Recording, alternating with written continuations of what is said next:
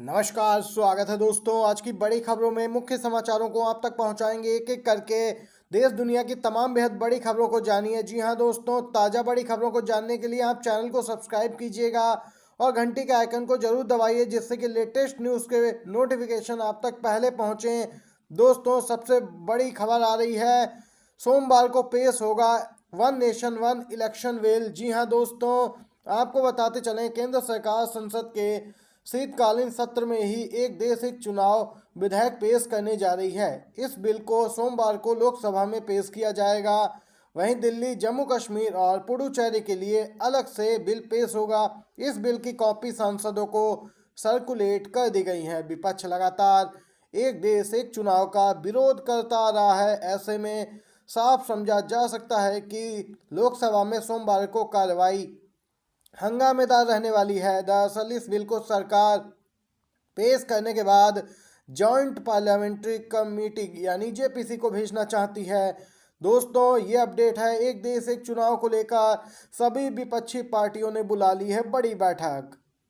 EVM verification मामले पर supreme court में हुई है सुनवाई। दोस्तों, ताजा अपडेट आ रही है, याचिकाकर्ता की दलीलों पर क्या बोली है अदालत, आपको बताते चलें। सुप्रीम कोर्ट ने कहा कि ईवीएम के सत्यापन की नीति संबंधी याचिका पर सुनवाई के लिए उसी खंडपीठ के समक्ष जाना चाहिए जिसने अप्रैल में यह फैसला सुनाया था। इस खंडपीठ ने फिर से बैलेट पेपर से चुनाव कराने की मांग को खारिज किया था। जस्टिस विक्रम नाथ और पीवी वाले की खंडपीठ ने सीजीआई के रजिस्ट्री को निर्देशित किया कि कांग्रेस नेता करण सिंह दलाल की याचिका पर हरियाणा विधानसभा चुनाव के दौरान ईवीएम के सत्यापन का मामला उसी बेंच के समक्ष सूचीबद्ध किया जाए। दोस्तों, देख सकते हैं, ये ताज़ा अपडेट आई है। इसी खंडपीठ ने बैलेट पेपर से चुनाव कराने की मांग को खारिज किया था अप्रैल में। लोकसभा चुनाव से पहले ये यहाँ पे सुनवाई हुई थी। मेरी इज्जत नहीं करते, मेरे लोगों की इंसल्ट करते हैं, फिर मैं आपकी इज्जत कैसे कर सकता हूं। खड़गे हमलावर दिखे हैं जगदीप धनखड़ पर। राज्यसभा में सभापति धनखड़ और खड़गे में एक बार फिर से बहस देखने को मिली। एक बार फिर से भिड़ गए दोनों। इतनी नोकझोंक तेज हो गई कि सदन को सोमवार तक के लिए स्थगित भी करना पड़ गया। खड़गे ने इस दौरान सभापति पर पक्षपाती होने का आरोप लगाया तो धनखड़ ने यहाँ पे दोस्तों पलटवार किया। आपको बताते चलें, दोनों की आपसी भिड़ंत में किसान और मजदूर शब्द भी संसद में खूब गूंजे। धनखड़ ने जहां खुद को किसान पुत्र बताया, वहीं खड़गे ने इसका जवाब देते हुए कहा कि मैं भी किसान मजदूर का बेटा हूं और आप मुझे दबा नहीं पाओगे। खड़गे और धनखड़ के बीच पिछले एक साल में पहले भी 5 बार तीखी बहस हो चुकी है। एक बार तो खड़गे ने पूरे सदन में धनखड़ पर अपमान का आरोप ही लगा दिया था। सुप्रीम कोर्ट ने गोवा कांग्रेस के 8 विधायकों को अयोग्य ठहराने वाली याचिका पर सुनवाई से इनकार कर दिया। दोस्तों, गोवा कांग्रेस के 8 विधायकों को अयोग्य ठहराने की याचिका पर सुप्रीम कोर्ट ने सुनवाई से इनकार किया। जस्टिस सूर्यकांत, जस्टिस के विश्वनाथन की पीठ ने यह आदेश दिया। हाल ही में गोवा विधानसभा अध्यक्ष रमेश तावड़कर ने 2022 में सत्तारूढ़ बीजेपी में शामिल हुए कांग्रेस के 8 बागी विधायकों के खिलाफ दायर अयोग्यता से संबंधित याचिका को खारिज कर दिया था। वहीं कोर्ट ने भी याचिका खारिज की है। दोस्तों, आपको बताते चले, यहाँ पे कांग्रेस पार्टी की ओर से याचिका दायर की गई थी, लेकिन आप देख सकते हैं गोवा को लेकर जो अपडेट आई है उसके अनुसार कांग्रेस पार्टी लगातार विधानसभा अध्यक्ष पे भी यहाँ पे मामले को लेकर सुनवाई के लिए बात कह रही थी, लेकिन वहाँ याचिका खारिज हुई हाई कोर्ट में भी, और अब सुप्रीम कोर्ट ने भी अयोग्य ठहराने वाली याचिका पर सुनवाई से इनकार कर दिया। शरद पवार की पार्टी से 6 से 7 सांसदों को बीजेपी लेना चाहती है अपने पाले में। कोशिश में लगे हैं अजीत पवार। संजय राउत का बड़ा दावा। दोस्तों, शरद पवार की पार्टी को फिर से तोड़ने की योजना बन चुकी है। कम से कम शिवसेना प्रवक्ता संजय राउत ने तो यही बड़ा दावा किया है और बड़ा आरोप लगाया कि अजीत पवार शरद पवार की पार्टी एनसीपी के सांसदों को अपने पाले में करने की कोशिश में लगे हैं। उन्होंने आरोप लगाया कि यह सब बीजेपी के निर्देश पर हो रहा है। संजय राउत का बयान दोस्तों तब आया जब 2 दिन पहले ही बीजेपी के नेता ने भी ऐसा ही दावा किया था। बीजेपी के नेता ने ऑपरेशन लोटस को लेकर बड़ा दावा किया था। बता दें, संजय राउत के इस ताजा बयान से एक दिन पहले ही अजीत पवार ने शरद पवार के जन्मदिन के अवसर पर उनसे मुलाकात की थी। अजीत पवार शरद पवार के जन्मदिन पर दिल्ली में उनके आवास पे पहुंचे, बधाई दी।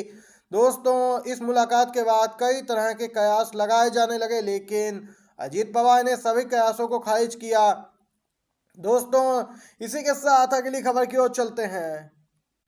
लोकसभा में संविधान पर चर्चा के दौरान समाजवादी पार्टी के सांसद और पूर्व सीएम अखिलेश यादव का अलग अंदाज देखने को मिला। दोस्तों सपा मुखिया अखिलेश यादव का लोकसभा में दिया हुआ भाषण काफी चर्चा का विषय बना हुआ है। पूर्व सीएम अखिलेश ने कहा कि ना मेरा है ना तेरा है, या हिंदुस्तान सबका है, नहीं समझी यह बात तो नुकसान सबका है।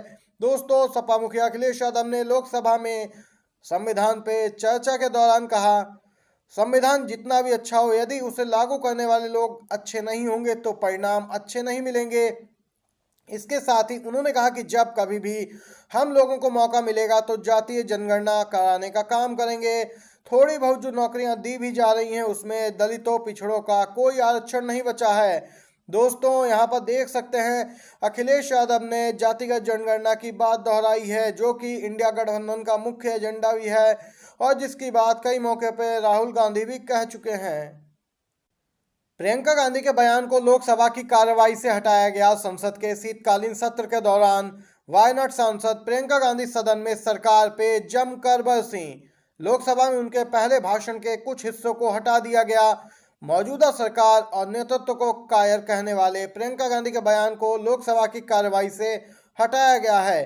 साथ ही अडानी के रेफरेंस को भी डिलीट करने को कहा गया है। दोस्तों प्रियंका गांधी ने सदन की कार्रवाई के दौरान 75 सालों के इतिहास को लेकर भी यहाँ पे बड़ी बात कही। उन्होंने यहाँ पे मोदी सरकार को घेरा, बैलेट पेपर से चुनाव कराने को लेकर खुली चुनौती सत्ता पक्ष को दे डाली और कहा कि एक बार बैलेट पेपर से चुनाव कराकर देख लीजिए, दूध का दूध पानी का पानी हो जाएगा।